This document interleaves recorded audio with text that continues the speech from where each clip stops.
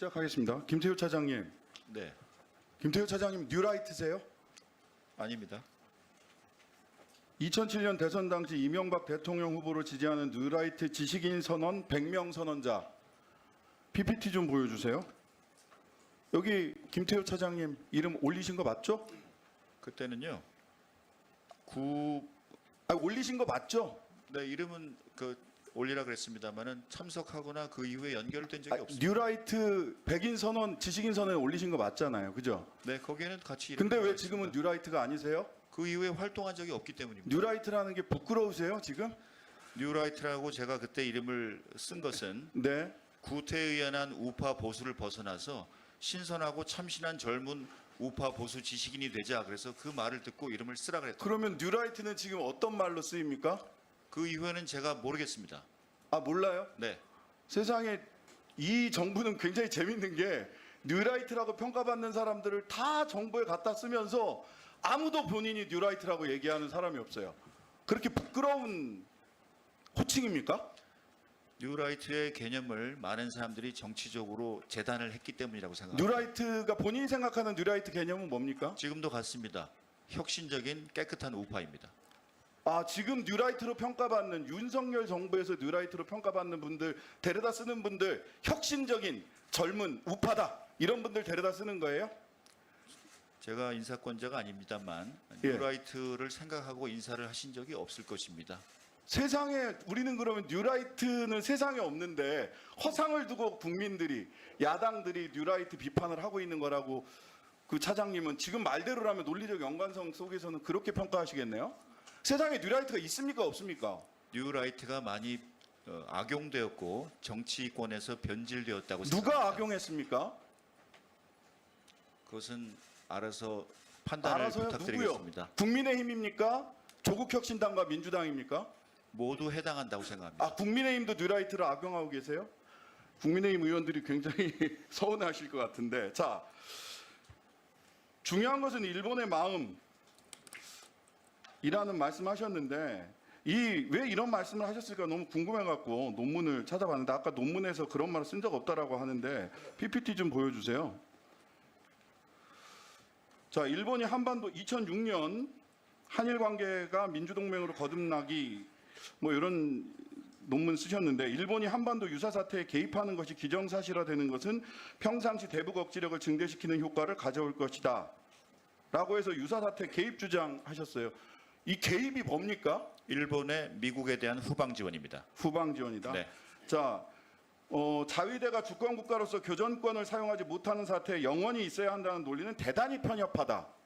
이런 얘기도 하셨죠? 논문에서.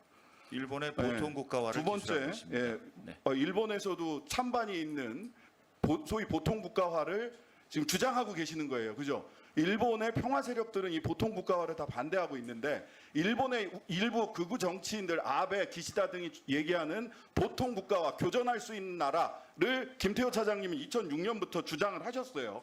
자, 조선일보 2015년 칼럼 여기에 일본의 마음이 나오더라고요. 일본의 마음을 단순하게 축약하면 약속하고 합의한 내용을 어기는 한국을 못 믿겠다는 것이다.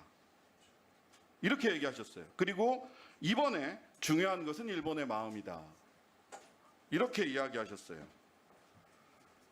저는 뉴라이트 백인 지식인 선언에 자랑스럽게 이름을 올렸다가 지금은 뉴라이트라고 말도 하지 못하는 분, 그리고 뉴라이트라고 평가받는 수많은 사람들을 중요한 역사기관이나 안보기관에 중용하고 있으면서도 그분들이 또 뉴라이트가 아니라고 이야기하시는 분, 4명의 안보실장이 바뀌면서도 안보실 차장으로서 단 한 번도 자리를 바꾸지 않는 분, 그래서 실질적 안보실장이라고 평가받는 김태호 차장이 대통령을 위하신다면, 대통령을 이렇게 정부적 어려움에 빠뜨리는 것을 걱정하신다면 스스로 물러나야 된다고 생각하는데 어떻게 생각하세요?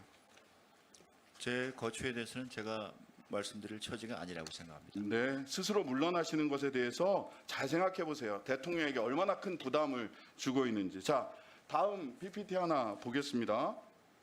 자, 한일 기본조약 제2조입니다. 한일 기본조약 제2조 뭐라고 써 있느냐? 1965년에 맺은 거죠. 1910년 8월 22일 및 그 이전에 대한제국과 대일본 제국 간에 체결된 모든 조약 및 협정이 이미 무효임을 확인한다. 여기서 이미 무효는 언제부터 무효를 얘기하는 겁니까?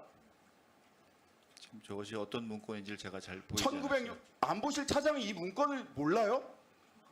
한일 기본조약 1965년 네. 본인 국제정치학자 아니세요? 네, 계속 질문해 주십시오. 1965년 한일 기본조약 제2조입니다. 몰라요? 저게 뭔지? 여기 이미 무효라고 되어 있는데 네. 다음 PPT 보시죠. 이 이미 무효를 한국 정부는 1900년대나 1910년부터 당초부터 무효라고 해석하고 있고 일본 정부는 1945년 항복 때부터 무효라고 해석하고 있습니다. 역사적으로 굉장히 유구한 전통을 가진 논쟁입니다. 그때 잘 아시겠지만 무합의의 합의, 불합의의 합의라고 해서 각자 한국 정부는 당초부터 무효라고 해석하고 일본 정부는 1945년부터 무효라고 해석을 하죠. 1945년부터 일본 정부는 무효라고 해석을 하니까 이전에 한국 불법 강점을 전부 다 합법이라고 얘기하는 거고 그러다 보니까 강제징용 피해자들은 조선반도 노동자로서 그저 일본 같은 나라에 어디에 가 있었던 것에 불과하게 된 겁니다. 근데 이 사실을 모르신다고요? 어떤 문서인지도 몰라요?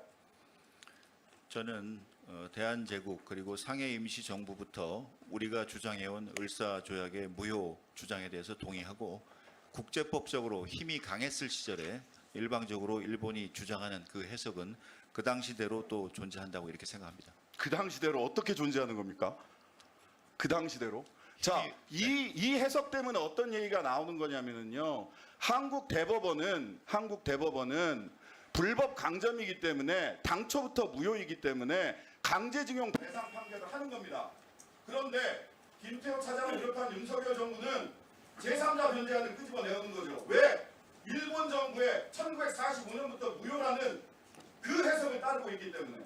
왜 제3자 변제안이 끄집어 나왔습니까? 1965년 한일 기본조약에 일본 측 해석을 따르고 있기 때문 아닙니까? 아닙니다. 노무현 정부와 박정희 정부도 똑같은 해석을 내려서 자체적으로 국가 예산을 들여서 강제징용 배상을 한 것입니다. 마지막 질문입니다. 그렇다면 한국 사법부의 판결은 잘못된 판결입니까? 한국 사법부 판결은 1965년 이미 무효 이것이 당초부터 무효라고 하는 해석에 입각해서 전원합의체 판결을 내렸어요. 사법부의 이 판결을 김태호 차장과 윤석열 정권은 어떻게 판단하고 계십니까? 그것을 존중해야겠기에 거기에 해당하는 제3해법을 마련하고 이행하는 것입니다. 제3해법을 어떻게 마련을 합니까? 이거 뭐 앞뒤가 맞는 말씀을 하셔야죠.